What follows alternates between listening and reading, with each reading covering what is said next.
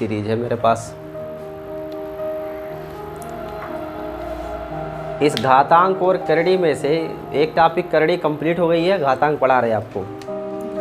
घातांकों के कुछ रूल्स होते हैं जिन्हें हमें याद होना चाहिए।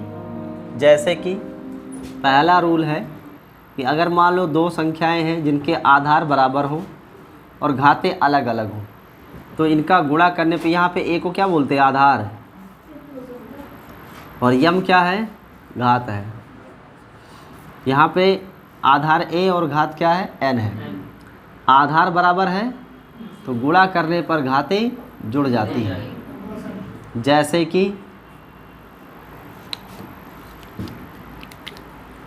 एक्स स्क्वायर और एक्स क्यूब का गुणा करें तो एक्स की घात क्या मिलेगी, 5 मिलेगा हमको। क्यों, आधार समान है इसलिए गुणा करने पे घातें क्या हो गई, जुड़ गई। दूसरा फॉर्मूला है कि अगर आधार समान है और घातें अलग अलग हैं, इनका भाग किया जाए तो घातें घट जाती हैं। यानी एग्जाम्पल के लिए मान लो कहीं लिखा है x cube by x square, तो दोनों में एक्स एक्स आधार है, घात 3 में से 2 क्या होगी, कम हो जाएगी, तो बचेगा क्या, 1, 1 का मतलब एक्स। तीसरा फॉर्मेट है कि अगर आधार बराबर हो और संख्याएं आधार पर बराबर हो, घातें अलग अलग हो, तो ऐसी स्थिति में जो घात होता है वह भी आपस में बराबर होना चाहिए।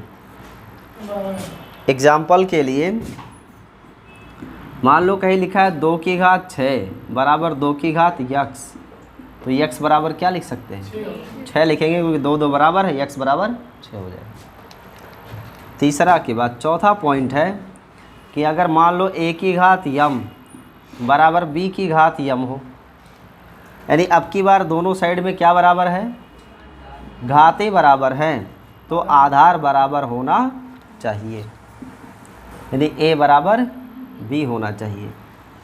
इसका एग्जाम्पल देखिए, मान लीजिए कहीं लिखा है x की पावर a बराबर y की पावर a, देन हम क्या कह सकते हैं, x बराबर y। एक और एग्जाम्पल इसका हम आपको बताते हैं। इमेजिन करिए कहीं लिखा है 4 की घात 3 बराबर x की घात 3, तो x का मान क्या होगा, 4 होगा, क्योंकि घात बराबर है तो आधार भी बराबर होना चाहिए। ये रूल्स आपको समझ में आ गए। इसके बाद देखिए नेक्स्ट 5वां रूल, अगर कहीं a की पावर m की पावर ऐसे लिखी हो तो इसकी वैल्यू क्या होगी, और भी पावर लिख सकते हैं ऐसे, तो हो जाएगा a की पावर m गुणे n गुणे p। एग्जाम्पल मान लो कहीं लिखा है 4 की घात 2 की घात 3 की घात 5, तो इसकी वैल्यू क्या आएगी, 3 दूना 6 पंचे 30, 4 की घात। छठा पॉइंट, अगर a की घात m की घात 1/n लिखा है तो इसका क्या मतलब है, अगर भाग है तो भाग हो जाएगा m/। एग्जाम्पल मान लो 4 की घात 8 की घात 1/2 लिखा है, इसकी वैल्यू क्या आएगी, यह 1/4 कर दो, कुछ भी लिख सकते हो, तो 4 की घात 8/2 4 आएगा ना, 8/4 का मतलब 4 दूनी 8, तो 4 चौके 16, इसकी वैल्यू कितनी आ जाएगी, 16। बात समझ में आ रही है। 7वीं बात है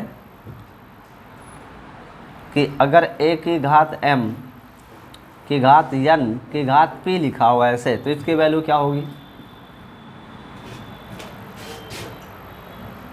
ऐसे लिखा हुआ है, तो इसका वैल्यू जो आएगा ना वो a की घात यम गुणे n की घात p आएगी। अब ये कैसे सॉल्व करेंगे, इसका एग्जाम्पल ही आपको समझा सकता है अच्छे से, तो पहले इतना नोट कर लीजिए तब आपको लिखाते हैं, क्योंकि स्क्रीन पे नहीं है और सब।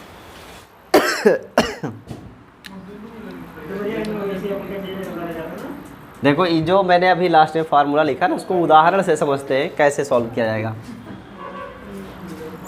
मान लो 5 की घात 2 की घात 3 ऐसे लिखा हुआ है, 3 की घात 2 ऐसे, ठीक है।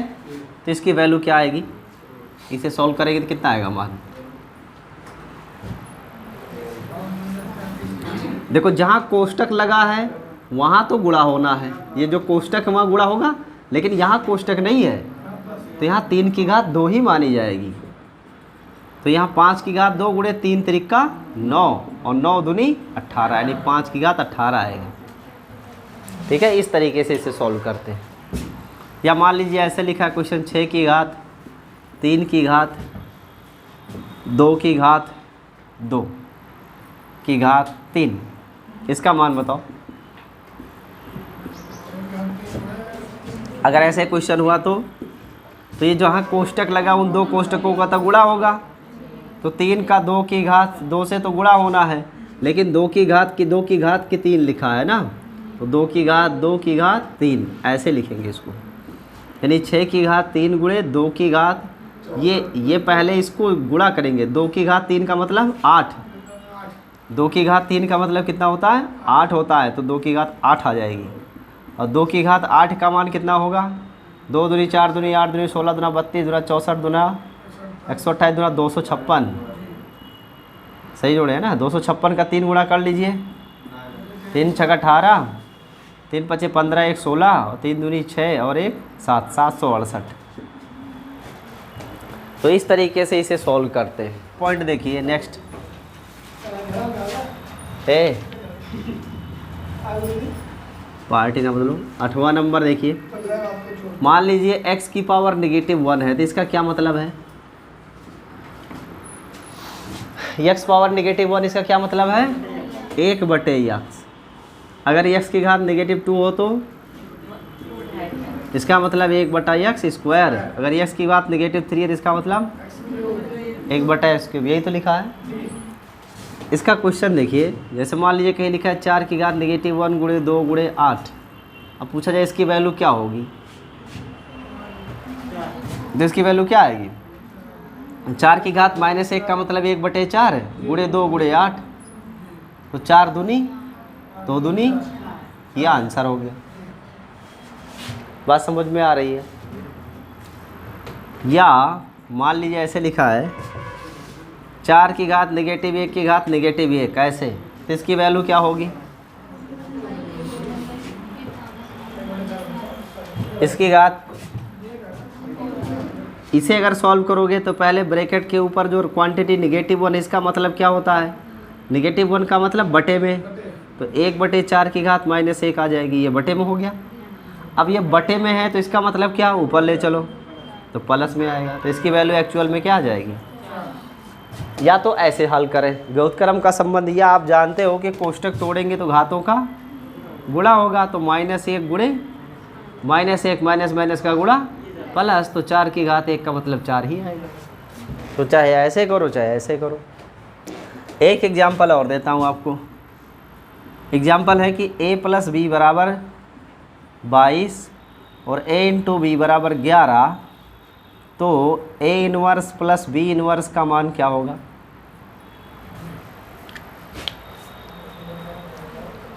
ठीक है, ऐसे क्वेश्चन है। तो ये a पावर -1 b पावर -1 का क्या मतलब होता है, 1/a 1/b ही तो होता है, जिसे हम व्युत्क्रम कहते हैं। तो व्युत्क्रम का ही तो योग निकालना है। तो a inverse means 1/a, b inverse means 1/b। अब इसका एलसीएम ले लो, a b का तो गुणा हो जाएगा a b, और b एक कम b plus a come a, यानी a प्लस b आ जाएगा। अब आपको इतने का डेटा दिया है, a + b बराबर क्या है 22 और a × b बराबर क्या है, तो वैल्यू क्या आ गई, ये आंसर हो गया। समझ में आया। तो व्युत्क्रम से भी क्वेश्चन आते हैं, इन्हें भी आप कर सकते हो। कोई डाउट तो नहीं इसमें किसी को, नोट किया जाए। उसके बाद आप बड़े बड़े क्वेश्चन आपको कराते हैं, ज़बरदस्त क्वेश्चन।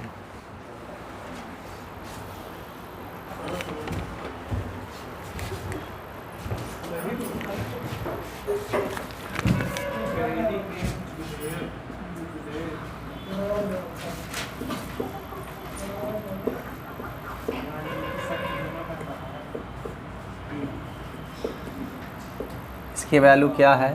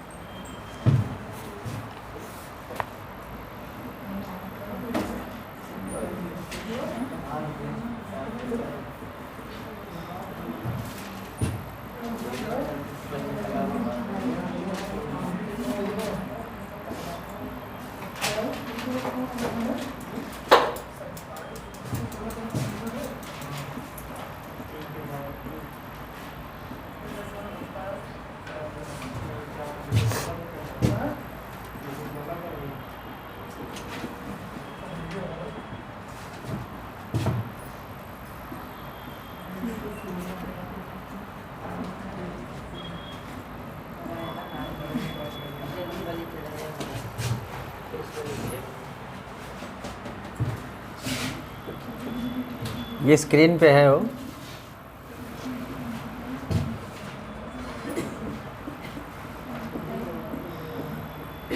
ये स्क्रीन पे है जो हम लिख रहे हैं, दिख रहा है बोर्ड पे।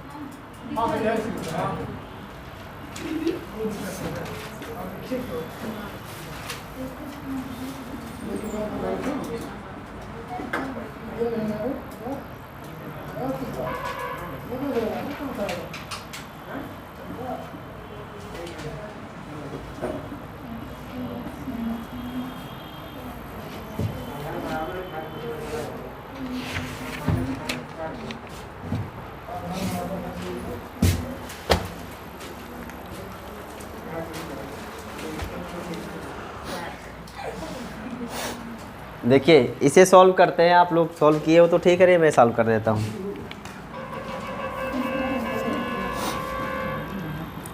ये जो डाट लगे हुई है, निगाहें इधर उधर चलाते रहे तो यहाँ नहीं चला पाए 2 मिनट के लिए, हैं जहाँ आवश्यकता थी।